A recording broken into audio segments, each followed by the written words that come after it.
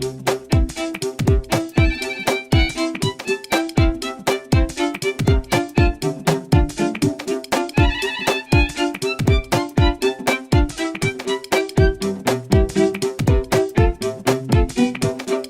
name is Jocelyn Noe, and I'm the featured reader for today. And all of my poems are free verse. Okay. First one is Forgiveness. Unable to MapQuest his boyhood address, Ricardo is lost in this village of small rice farmers and corn growers. Through foggy recollection, he sees the familiar sycamore tree in front of a yellow house. Stepping up the pebbled stairway and into a squeaky wooden front porch, he bangs at the cold door. It's locked.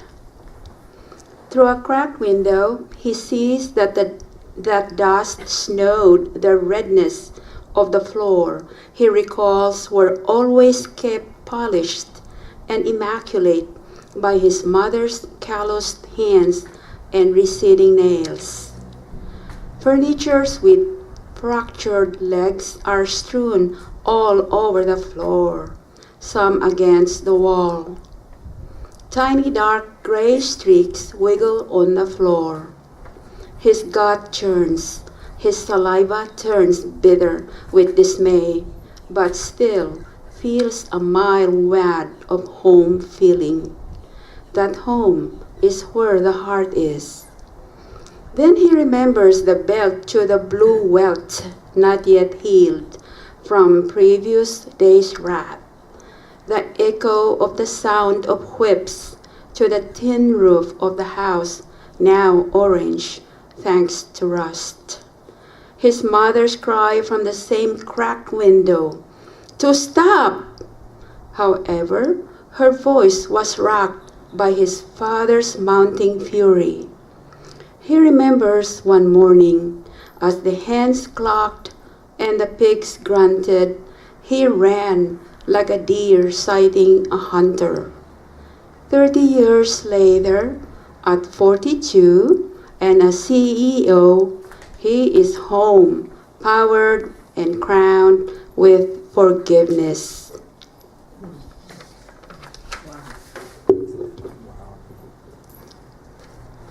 Glass wall.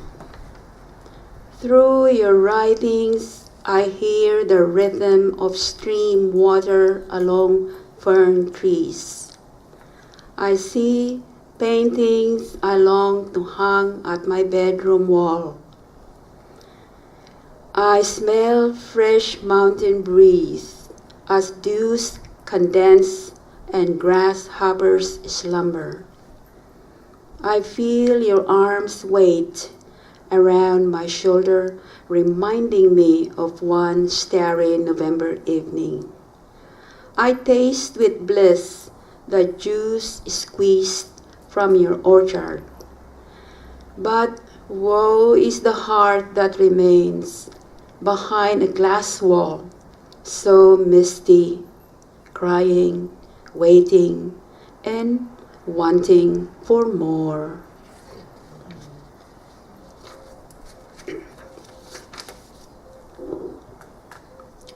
This is called Siren Sounds in the Afternoons. Where I grew up, my playground was a river. Along the lines of rusty houses from this bridge where miners lived with four walls like sardines. And one can hear the screech of beds behind the walls.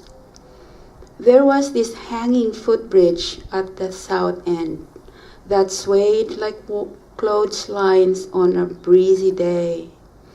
My friends and I would sit here at the edges like a flock of birds perching on power lines. In rainless days, we played house along its banks, while water whooshed like crickets on a tranquil day. We danced like fairies round sunflowers' golden blooms. We hurried home to sounds of sirens in the afternoons.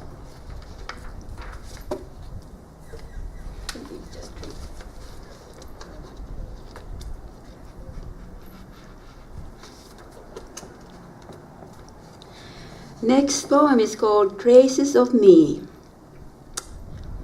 I am the one you are evading, afraid I'll print my name on your foggy bathroom mirror.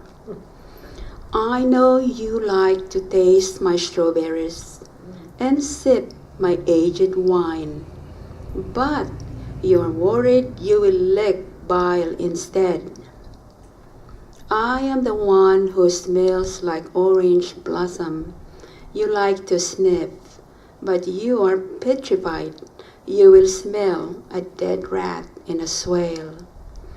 I know you like to hear the rhythm of my songs, but you are scared I'll chant like Lucifer. Yes, I am the one whose shadow floats above you like distilling clouds. The problem is, I am a charred body inside a glass jar.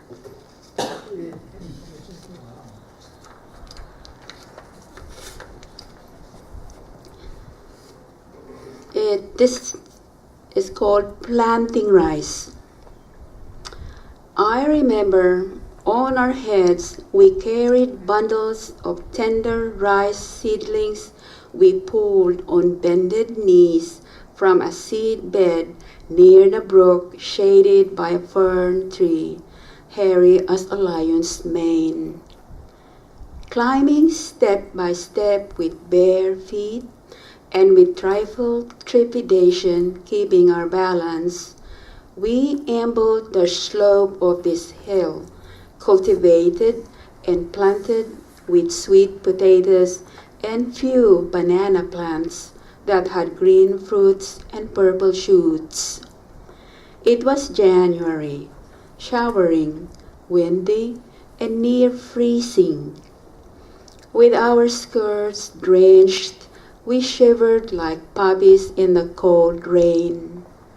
Reaching the rice field at the hilltop, we unloaded, piling the seedlings at the paddy's edge, near a stone smothered with lifeless algae. On bent backs, calf deep in the mud, we transplanted the seedlings one by one in rows and straight lines, while we romanced the sun. At sundown, we straightened our backs.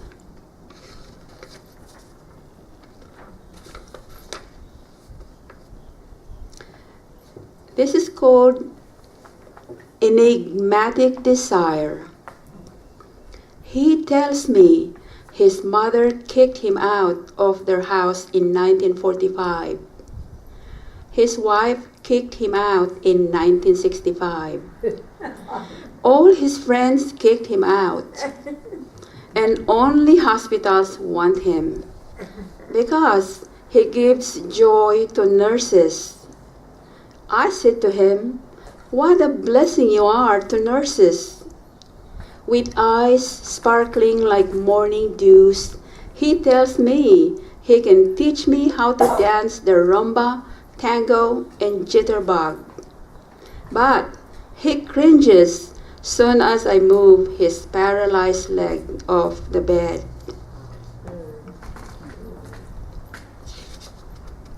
I think this is my last one. Positive thinking. While stopped at this red light, he stands facing us. Body arches like a new moon.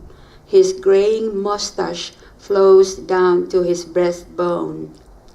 Emaciated and pale as amber urine, his left arm holds on an old bicycle, while his other arm, with some kind of wrap, dangles at his side.